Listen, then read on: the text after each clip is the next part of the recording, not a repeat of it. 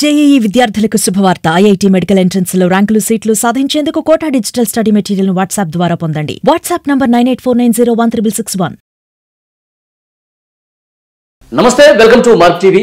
ప్రస్తుతం నాతో పాటు స్టూడియోలో సీనియర్ జర్నలిస్ట్ లలిత్ కుమార్ గారు ఉన్నారు. వారితో మాట్లాడదాం. లలిత్ కుమార్ గారు నమస్కారం సార్.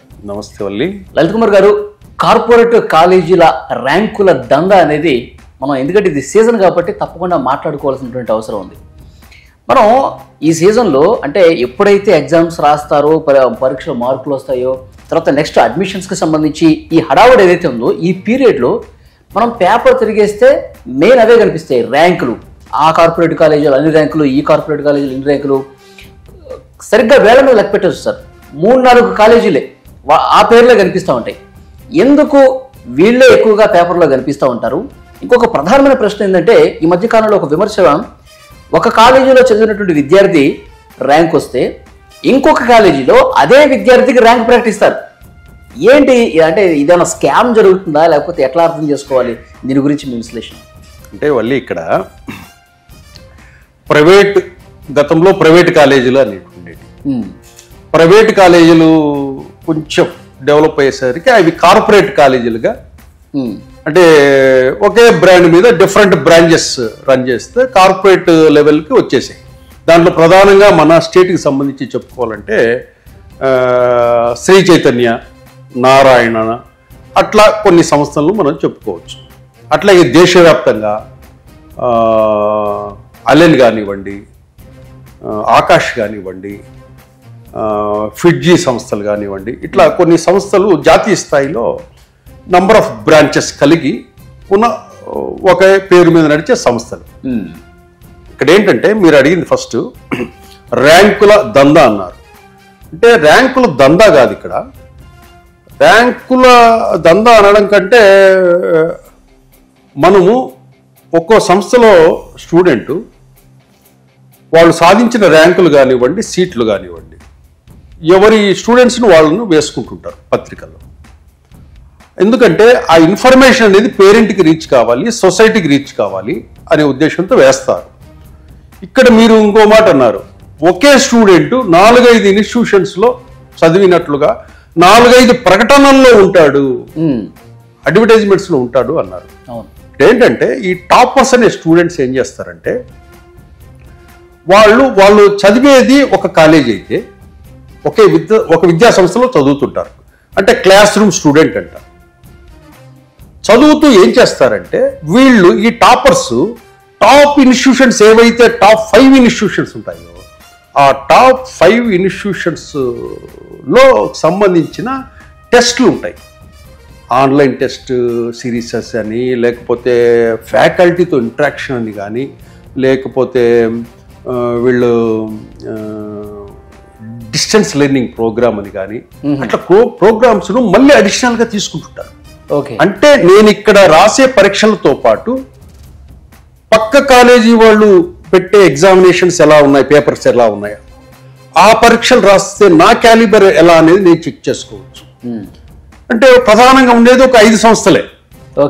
ఈ 5 సంస్థల్లో 2 సంస్థలు మన తెలుగు స్టేట్స్కి సంబంధించినవి, చైతన్య, నారాయణ. అవును. కాబట్టి ఈ స్టూడెంట్ ఏం చేస్తాడంటే, ఆ కోర్సుల్లో చేరేదానికి వెళ్ళినప్పుడు, ఆన్లైన్ కోర్సుల్లో కానివ్వండి, వీటిల్లో టెస్ట్ సిరీస్ కానివ్వండి, మిగతాటి ఉంటాయి కొన్ని, వాటిలో చేరేటప్పుడు ఏమంటే అప్లికేషన్ ఫిల్ చేస్తాడు. ఫిల్ చేసి దానికి సంబంధించిన ఫీజు కట్టి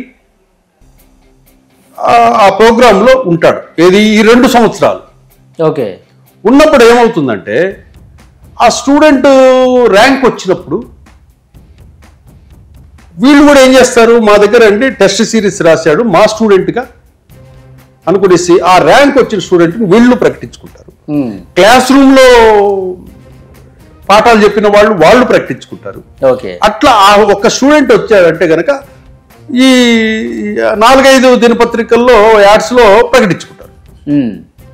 దీంతో ఏమవుతుందంటే, బయట వ్యక్తులు కానీ, తల్లిదండ్రులు కావాలి, ఈ ర్యాంకరు ఈ యాడ్లో ఉన్న శ్రీ చైతన్యలో ఉన్నాడు, నారాయణలో ఉన్నాడు, అలెన్లో ఉన్నాడు, ఆకాష్లో ఉన్నాడు ఈ ర్యాంకరు అంటాడు. డౌట్ బట్టి వీళ్ళు మోసం చేస్తున్నారు అనే దాంట్లోకి వస్తారు.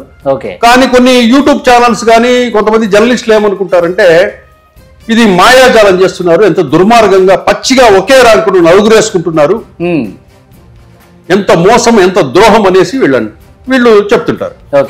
వాస్తవంగా జరిగేది ఏంటంటే ఈ టాపర్స్ అందరూ కూడా ఈ 4-5 ప్రముఖ విద్యా సంస్థలలో ఆన్లైన్కు సంబంధించిన కోర్సుల్లో వీళ్ళు జాయిన్ అయ్యేసి 2 సంవత్సరాల పాటు వాళ్ళు అక్కడ ఆ చదువు కొనసాగిస్తారు. అంటే ప్రాపర్గా ఇప్పుడు మీరు చెప్పింది ఒక పద్ధతిగా ఉంది.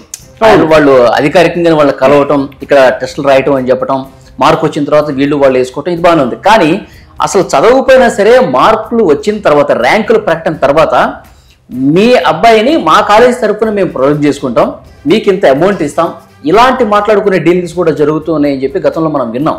అంటే గతంలో అది వాస్తవమే. అంటే బాగా చదివే పిల్లల్ని ఎవరు కూడా కొన్ని విద్యా సంస్థలు ఏం చేస్తాయంటే మీకు ఫ్రీ కోచింగ్ ఇస్తాం. అంటే మీరు టాపర్ అనుకోండి, మీ టాపర్ నా కాలేజీలో చదవాలంటే ఆ టాపర్ స్టూడెంట్కి నేను బెనిఫిట్ చూపించాలి కదా. ఒక స్టేట్లో ఇప్పుడు ఆంధ్రప్రదేశ్ ఉంది, అమరావతిలో ఒక మంచి కంపెనీ రావాలంటే గవర్నమెంట్ ఏం చేస్తుంది, మీకు ఈ ఫెసిలిటీస్ ఇస్తాను,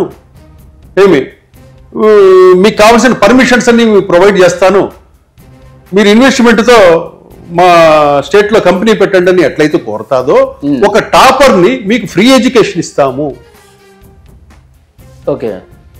అనే ఉద్దేశంతో విద్యా సంస్థలు రిక్వెస్ట్ చేయటము, వాళ్ళను ఇన్వైట్ చేయడం కూడా వాస్తవమే.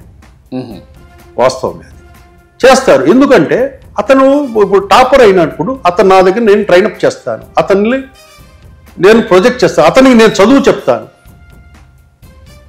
అనే ఉద్దేశంతో ఈ కార్పొరేట్ సంస్థలు కానీ ప్రైవేట్ సంస్థలు కానీ ఏవి కూడా ప్రతిభ కలిగిన విద్యార్థులు ఎవరైతే ఉంటారో వాళ్ళకు ఫీజు రాయితీలు ఇస్తారు. కొంతమంది మంచి టాపర్ అనుకోండి వాళ్ళకు ఫ్రీ కోచింగ్ ఇస్తారు. ఇటువంటివన్నీ చేస్తారు కార్పొరేట్ ప్రైవేట్ ఇన్స్టిట్యూషన్స్ అన్ని కూడా. ఇక్కడ ఎంతసేపు మనము ఒక విద్యా సంస్థలనే మనం నెగిటివ్గా చూసే కల్చర్ వచ్చింది బాగా. ప్రతి ఒక్కరు ఒక స్కూల్ కానివ్వండి, మొన్న రీసెంట్గా ఇంజనీరింగ్ కాలేజీలో ఒక అమ్మాయి లెక్చరర్ సెల్ ఫోన్ తీసుకుందని చెప్పేసి చెప్పుతో కొట్టింది ఆంధ్ర. అంటే స్టూడెంట్ ఎలా ఉన్నారు, విద్యా సంస్థలు టీచర్లు అంటే అదొక నెగిటివ్ థింకింగ్. ప్రతి ఒక్కరు కూడా ఏది జరిగినా కూడా ఫలాని స్కూల్లో ఇది, ఫలాని కాలేజీలో ఇది అన్యాయం, అక్రమము, పిల్లల్ని బంధిస్తున్నారు అంటారు ఒకరు, పైశాచికత్వం, పిల్లల్ని కొడుతున్నారు అంటారు.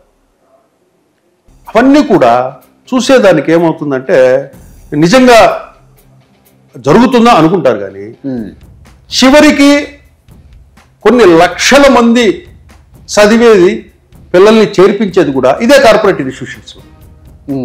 ఇంత విమర్శలు ఎదుర్కొనే విద్యా వ్యవస్థలో ఇదే పేరెంట్స్ మళ్ళీ ఇదే కాలేజీల్లో ఇదే స్కూల్స్లో చేర్పిస్తుంటారు, చదివిస్తుంటారు పిల్లల్ని, తిడుతుంటారు. అంటే అలాగా తయారు చేశారు అందరు కలిసి. ఎప్పుడైతే ఈ ప్రైవేట్ సిస్టమ్ కార్పొరేట్ సిస్టమ్ వచ్చిన తర్వాత ఈ ఫీజ్ స్ట్రక్చర్స్, క్వాలిటీ ఎడ్యుకేషన్ ఇవ్వాలంటే మంచి టీచర్ కావాలి, మంచి టీచర్ కావాలంటే మంచి జీతం ఇవ్వాలి, మంచి జీతం ఇవ్వాలి అంటే కనుక ఏం చేయాలి, ఫీజు పెంచాలి. ఇక్కడ కార్పొరేట్ కాలేజీలు ప్రైవేట్ సంస్థలు వాళ్ళు వ్యాపారాన్ని చేస్తున్నాయి, బిజినెస్ చేస్తున్నాయి అంటే వాస్తవమే. అవి బిజినెస్ చేస్తాయి. ఏ వరకు చేస్తాయి బిజినెస్? 20% వరకు బిజినెస్ చేస్తాయి. 80% ప్రతి సంవత్సరము ఆ కాలేజీ రిజల్ట్స్ చూపించుకోవాలి, ర్యాంక్స్ చూపించుకుంటేనే నెక్స్ట్ ఇయర్ అడ్మిషన్స్ ఉంటాయి. మనము బిజినెస్ ఎంత చూస్తున్నారు? 20% బిజినెస్ చూస్తున్నారు. 80% పిల్లల్ని, చేరిన పిల్లోడిని పాస్ అయ్యేటట్లు చదువు చెప్పాలి. నేను మంచి ర్యాంకులు తెచ్చుకుంటేనే తల్లిదండ్రులు వచ్చి మళ్ళీ మనకు అడ్మిషన్స్ ఉంటాయి. వ్యాపారం చేయని, వ్యాపారాత్మకంగా లేని ఏ సంస్థ లేదు ఈ సొసైటీలో. ప్రజలతో అందరూ వ్యాపారమే చేస్తారు. ఈవెన్ ప్రజలతో ప్రభుత్వాలు కూడా వ్యాపారం చేస్తాయి. ఏదో విద్యా సంస్థలనే వ్యాపారాత్మకంగా చూస్తున్నాయని అంటున్నారు తప్పితే ఏం మిగతా వ్యవస్థలన్నీ వ్యాపారాత్మకంగా లేవా? మనం రోజువారీ వాడే ప్రతి వస్తువు వ్యాపారంతో బిజినెస్ తో కూడిందే కదా.